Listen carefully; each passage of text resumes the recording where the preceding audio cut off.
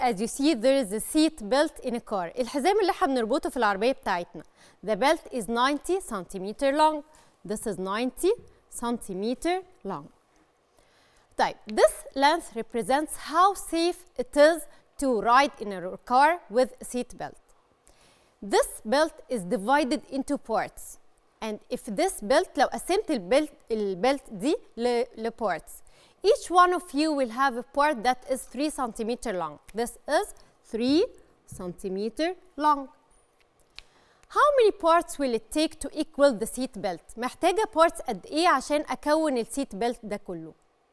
طيب, if we glue 5 of these parts, لو حطينا 5 parts جنب بعضهم كل واحد فيهم 3 centimeter to form one piece, عشان أعمل one piece, how many pieces محتاجة قد إيه pieces عشان أعمل السيت belt بنفس اللينث؟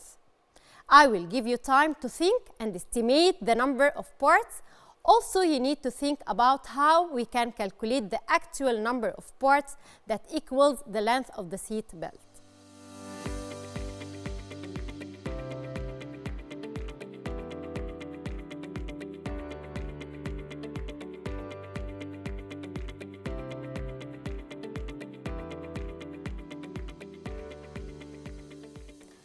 Now please don't feel worried. ما حدش يقلق خالص if you can't answer these questions. لو حد ما عرفش يجاوب الquestions دي ما تقلقوش. We will explain in our lesson and get back to this example at the end of our lesson. Now in unit 1, if you remember, we learned اتعلمنا ازاي to compare numbers using the place value. Let's see this. طيب, here for example, if you want to compare between 2645 and 3645, تعالوا نكتبهم كده, 2645 and 3645. I want to compare between these two numbers. طيب, we would say that 2645 is less than or smaller than 3645. Why? Because both of them consist of 4 digits. مش النمبر ده 4 digits وكمان النمبر ده 4 digits. Yes. And the first digit to the left في second number اللي هو 3 is bigger than the first digit here اللي هو 2. So, in today's lesson, we will learn to compare numbers using what? Using multiplication. And now I know that some of you ممكن حد فيكم يقول لي that he thought about something like that. فكر في حاجة زي كده.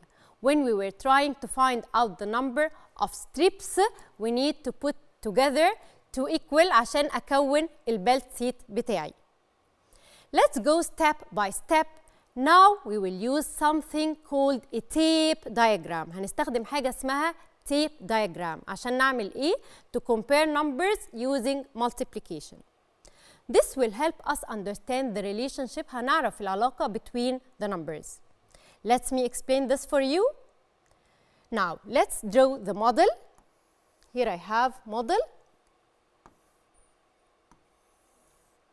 Like you see here, the model I have drawn here is for a tape. هو ده التيب اللي أنا هشرح عليه. It consists of 2 equal rectangles. زي ما احنا شايفين كده I have 2 equal rectangles. Each rectangle I will write 5. يعني 5 here وكمان 5 here. So 5 is written 2 times.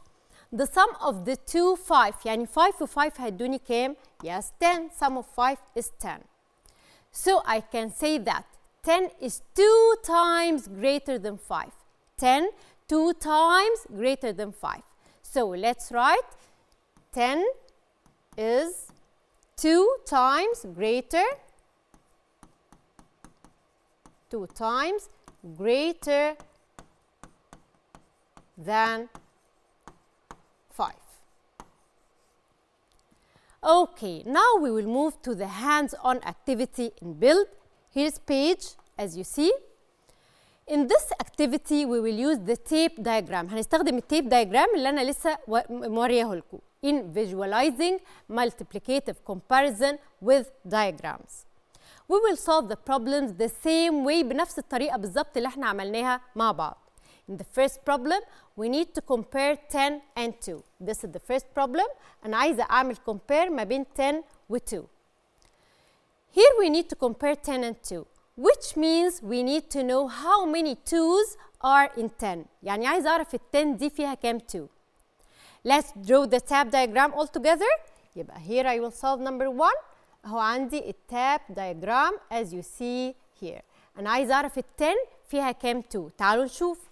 2 plus 2 4 plus 2 6 plus 8 plus 2 8 plus 2 10. يبقى ال 10 فيها كام 2؟ Let's see. I will divide this into 5 sections, right? يبقى 2 plus 2 plus 2 plus 2 plus 2 gives me 10. This means what? This means إن 10 have 5 2's. 10 عندها 5 2's. So how many times is 10 greater than 2? هي 10 أكبر من 2 بقد إيه؟ 10 is 5 times greater than 2. 10 is 5 times greater than 2. In the same way, let's solve problem number 2. Problem number 2. Here I want to compare between 12 و 3. عايزة أقارن بقى ما بين 12 و 3. Which means we need to know how many 3's في ال 12. أنا عايزة أعرف ال 12 دي فيها كام 3. We can explain this using the tab diagram as follows. تعالوا بقى number 2 هنرسم ال tab diagram بتاعنا. نرسم tab diagram. طب أنا عايزة أعرف إيه؟ عايزة أعرف ال 12 دي فيها كام 3. تعالوا كده نشوف. 3 plus 3 6 plus 3 9 plus 3 12 right؟ يبقى I will divide it into just 4. يبقى I will divide it into 4 like this. يبقى احنا عرفنا ال 12 فيها كام 3؟ Yes, 4 3's. So 12 is 4 times greater than 3. 12 4 times greater than 3. Let's move to problem number 3. Problem number 3 أنا عايزة أعمل compare between 18 و 6. عايزة أعرف ال 18 دي فيها كام 6. Which means we need to know how many 6 في ال 18. تعالوا برضو نعمل draw the tab diagram بتاعنا. أهو this is number 3. هرسم ال tab diagram بتاعي عشان أعرف ال 18 فيها كام 6. تعالوا نشوف كده. 6 plus 6 12 plus 6 18. يبقى I have 3 6 in 18. That means in 18 has 3 6's. يبقى 18 is 3 times greater than 6. 18 3 times greater than 6. تقدر تتابع كل دروسك على تطبيق مدرستنا بلس. مدرستنا، المستقبل يبدأ الآن.